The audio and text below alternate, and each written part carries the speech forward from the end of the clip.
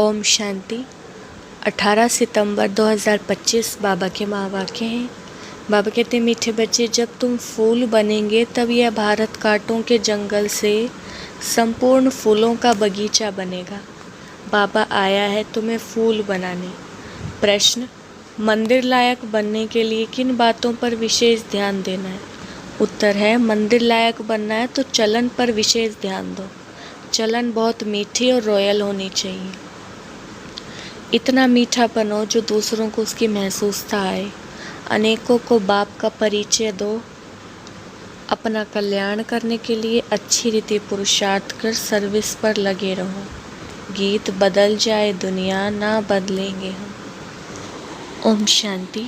रूहानी बच्चे जानते हैं कि बाप ब्रह्मा द्वारा समझा रहे हैं। ब्रह्मा के रथ द्वारा ही समझाते रहते हैं।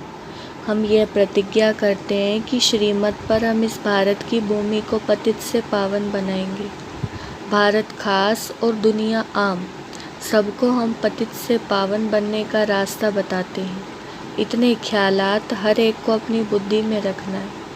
बाप कहते हैं, ड्रामा अनुसार जब तुम फूल बन जाएंगे और जब समय आ जाएगा तो संपूर्ण बगीचा बन जाएगा। बागवान भी निराकार को कहा जाता है, माली भी निराकार को कहा जाता है, साकार को नहीं। माली भी आत्मा है, ना कि शरीर। बागवान भी आत्मा है।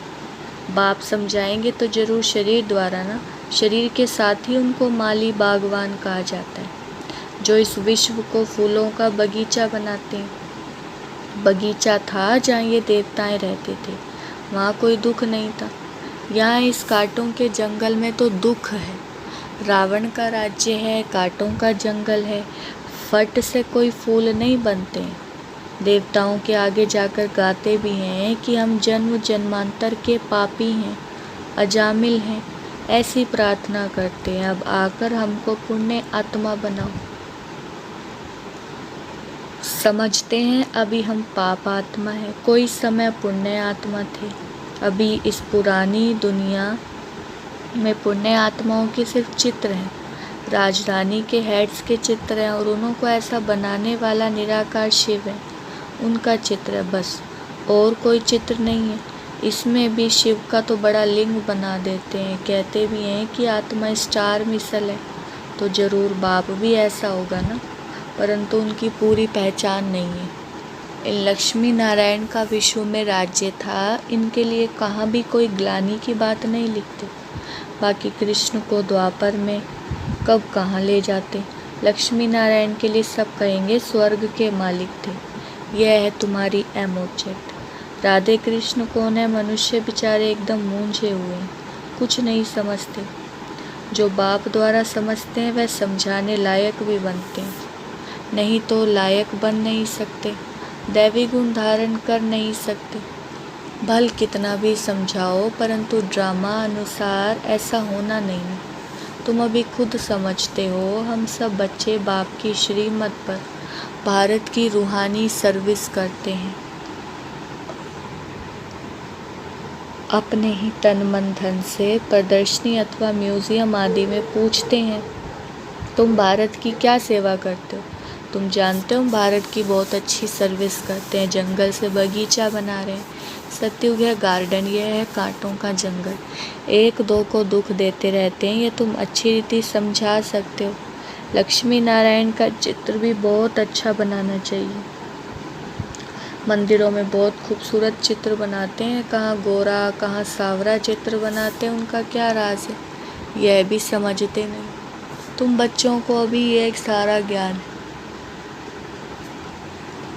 बाप कहते हैं, मैं आकर सबको मंदिर लायक बनाता हूँ, परंतु सब मंदिर लायक नहीं बनते हैं। प्रजा को तो मंदिर लायक नहीं कहेंगे ना। प्रजा उन्हों की होगी जो पुरुषार्थ कर बहुत सर्विस करते हैं। तुम बच्चों को रूहानी सोशल सर्विस भी करनी है, इस सेवा में अपना जीवन सफल करना है।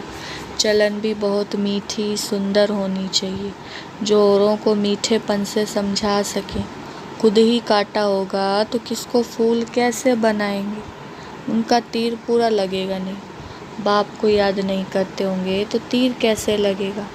अपने कल्याण के लिए अच्छी रीति पुरुषार्थ करो। सर्विस में लगे रहो। बाप भी सर्विस पर है ना, तुम बच्चे भी दिन रात सर्विस पर रहो। दूसरी बात समझाते हैं, शिव जयंती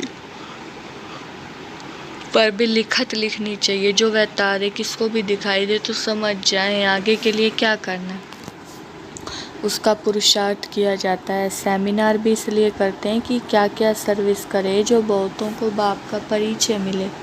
तारे ढेर रखी हैं, इनसे बहुत काम ले सकते हो। एड्रेस डालते हैं, शिव बाबा केयर ऑफ ब्रह्मा। प्रजापिता ब्रह्मा भी है, वह रूहानी पिता, वह जिस्मानी, उनसे जिस्मानी रचना रची जाती है। बाप है मनुष्य सृष्टि का रचता, कैसे रचना रचते हैं ये दुनिया भर में कोई नहीं जानते। बाप ब्रह्मा द्वारा अब नई रचना रच रहे। ब्राह्मण है चोटी, पहले पहले ब्राह्मण जरूर चाहिए। विराट रूप की यह चोटी है। ब्राह्मण देवता, क्षत्रिय, वैश्य, शूद्र, पहले शूद्र तो नहीं हो सकते। बाप ब्रह्मा द्वारा ब्राह्मण रचते हैं। शूद्र कैसे और फिर किस द्वारा रचेंगे? तुम जानते हो बच्चे कैसे नई रचना रचते हैं, ये एडॉप्शन है बाप की। कल्प कल्प बाप आकर शूद्र से ब्राह्मण बनाते हैं, फिर ब्राह्मण से देवता बनाते हैं। ब्राह्मणों की सर्विस बहुत ऊंची है। वह ब्राह्मण लोग खुद ही पवित्र नहीं है तो दूसरे को पवित्र कैसे बनाएंगे? कोई भी ब्राह्मण सन्यासी को कभी राखी नहीं बांधेंगे।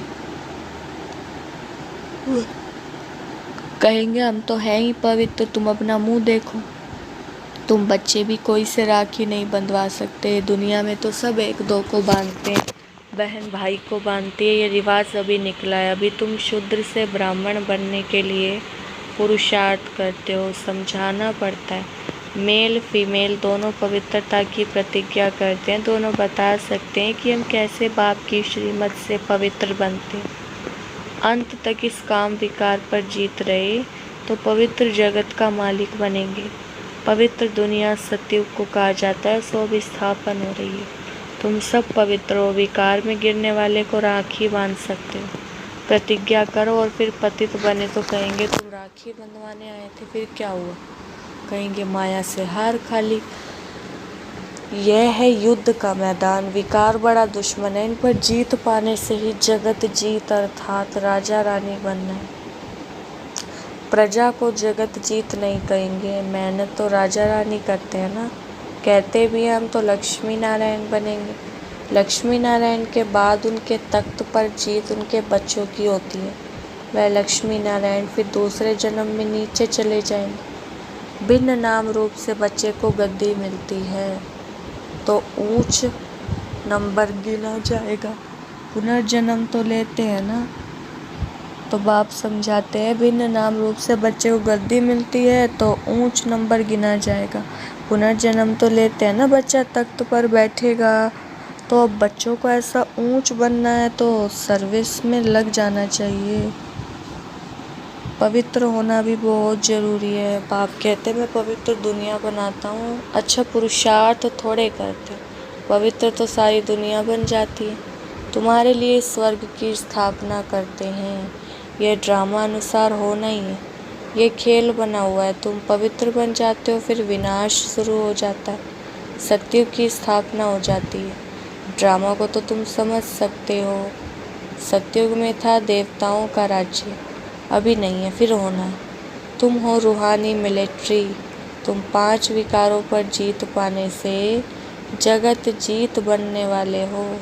जन्म जन्मांतर के पाप कटने लिए बाबा युक्तियाँ बताते हैं। बाप एक ही बार आकर युक्ति बताते हैं। जब तक राजधानी स्थापन ना हो जाए तब तक विनाश नहीं होगा। तुम बहुत गुप्त वॉरियर्स हो। सतयुग होना ही है कलयुग के बाद, फिर सतयुग में कभी लड़ाई नहीं होती। तुम बच्चे जानते हो सब आत्माएं जो भी पार्ट बजाती हैं वह सब नूंदा हुआ है। जैसे कठपुतलियाँ होती हैं ना, ऐसे नाचती रहती हैं।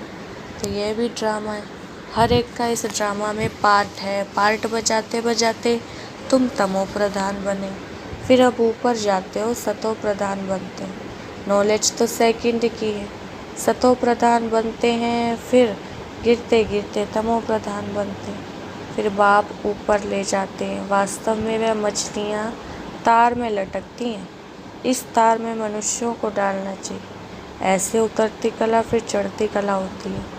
तुम भी ऐसे चढ़ते हो, फिर उतरते उतरते नीचे आ जाते हो। 5000 वर्ष लगते हैं ऊपर जाकर फिर उतरने में। ये 84 का चक्र तुम्हारी बुद्धि में है। उतरती कला और चढ़ती कला का राज बाप ने ही समझाया है। तुम्हारे में भी नंबरवार जानते हैं और फिर पुरुषार्थ करते हैं। जो बाप को याद करते हैं वे जल्दी ऊपर जाते हैं। यह प्रवृत्ति मार्ग है। जैसे जोड़ी को दौड़ाते हैं तो जोड़ी का एक एक पाँव बांधते हैं फिर दौड़ाते हैं। तो यह भी तुम्हारी दौड़ी है ना। कोई की प्रैक्टिस नहीं होती है तो गिर पड़ते हैं। इसमें भी ऐसे होता है, एक आगे बढ़ता है तो दूसरा रोक लेता है। कहाँ, दोनों गिर पड़ते हैं। बाबा वंडर खाते हैं, बूढ़ों को भी काम की आग लगती है तो वह भी गिर पड़ते हैं। ऐसे थोड़ी उसने गिराया। गिरना ना गिरना अपने हाथ में है। कोई धक्का थोड़ी देते हैं। हम गिरे क्यों? कुछ भी हो जाए हम गिरेंगे नहीं। गिरे तो खाना खराब। जोर से चमाट लगती है, फिर पछताते भी हैं। हड्डी हड्डी टूट जाती है, बहुत चोट लगती है। बाबा भिन्न भिन्न प्रकार से समझाते रहते हैं। यह भी समझाया शिव जयंती पर तारें ऐसी आनी चाहिए जो मनुष्य पढ़ने से समझ जाए। जो मनुष्य विचार सागर मंथन करने के लिए बाबा टाइम देते हैं। कोई देखे तो वंडर खाए। कितनी चिट्ठियाँ आती हैं, सब लिखते हैं बाप दादा। तुम समझा भी सकते हो कि शिव बाबा को बाप, ब्रह्मा को दादा कहते हैं। एक को कभी कोई बाप दादा कहते हैं कि ये तो वंडरफुल बात है। इसमें सच्चा सच्चा ज्ञान है, परंतु याद में रहे तब किसको तीर भी लगे। घड़ी घड़ी देह अभिमान में आ जाते हैं। बाप कहते हैं आत्म अभिमानी बनो।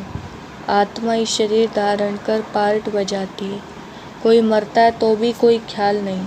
आत्मा में जो पार्ट की नूंद है उसको हम साक्षी हो देखते हैं। उनको एक शरीर छोड़ दूसरा ले पार्ट बजाना है, इसमें हम कर ही क्या सकते हैं। ये ज्ञान भी तुम्हारी बुद्धि में है, वह भी नंबरवार। कईयों की बुद्धि में तो ठहरता ही नहीं, इसलिए इसको समझा नहीं सकते। आत्मा बिल्कुल ही गर्म तवा, तमो प्रधान पतित है। उन पर ज्ञान अमृत डाला जाता है तो ठहरता नहीं। जिसने बहुत भक्ति की है उनको ही तीर लगेगा। झट धारणा होगी, हिसाब ही वंडरफुल है। पहले नंबर में पावन, वही फिर पतित बनते हैं। यह भी कितनी समझने की बातें होती हैं। कोई की तकदीर में नहीं है तो पढ़ाई को छोड़ देते हैं। अगर छोटेपन से ही नॉलेज में लग जाए तो धारणा होती जाएगी। समझेंगे इसने बहुत भक्ति की है, बहुत होशियार हो जाए। क्योंकि ऑर्गन्स बड़े होने से फिर समझ भी जास्ती होती है। जिस्मानी रूहानी दोनों तरफ अटेंशन देने से फिर वह असर निकल जाता है। यह ईश्वरीय पढ़ाई है, फ़र्क है ना। परंतु जब वह लगन भी तो लगे ना। अच्छा, मीठे मीठे सिकिलदे बच्चों प्रति माता पिता बाप दादा का याद प्यार और गुड मॉर्निंग। रूहानी बाप की रूहानी बच्चों को नमस्ते। हम रूहानी बच्चों की रूहानी बाप दादा को नमस्ते नमस्ते, गुड मॉर्निंग। धारणा के लिए मुख्य सार। पहला पॉइंट है रूहानी मिलिट्री बन। 5 विकारों पर जीत पानी है। पवित्र जरूर बनना है। श्रीमत पर भारत को पावन बनाने की सेवा करनी है। दूसरा, इस बेहद नाटक में हर पार्ट आत्म अभिमानी होकर बजाना है। कभी भी देह अभिमान में नहीं आना है। साक्षी होकर हर एक एक्टर का पार्ट देखना है। बाबा ने वरदान दिया है सदा खुशी व मौज की स्थिति में रहने वाले कंबाइंड स्वरूप के अनुभवी भव। विस्तार है। बाप दादा बच्चों को सदा कहते हैं कि बच्चे बाप को हाथ में हाथ देकर चलो, अकेले नहीं चलो। अकेले चलने से कभी बोर हो जाएंगे, कभी किसकी नज़र भी पड़ जाएगी। बाप के साथ कंबाइंड हो, इस स्वरूप का अनुभव करते रहो तो कभी भी माया की नज़र नहीं पड़ेगी। और साथ का अनुभव होने के कारण खुशी से मौज से खाते चलते मौज मनाते रहेंगे। धोखा व दुख देने वाले संबंधों में फंसने से भी बच जाएंगे। स्लोगन, योग रूपी कवच पहन कर रखो तो माया रूपी दुश्मन का वार नहीं लगेगा। अव्यक्त इशारे। जैसे दुखी आत्माओं के मन में यह आवाज़ शुरू हुआ है कि अब विनाश हो, वैसे ही आप विश्व कल्याणकारी आत्माओं के मन में यह संकल्प उत्पन्न हो कि अब जल्दी सर्व का कल्याण हो, तभी समाप्ति होगी। विनाशकारियों को कल्याणकारी आत्माओं के संकल्प का इशारा चाहिए, इसलिए अपने एवर रेडी बनने के पावरफुल संकल्प से ज्वाला रूप योग द्वारा विनाश ज्वाला को तेज करो। अच्छा, ओम शांति।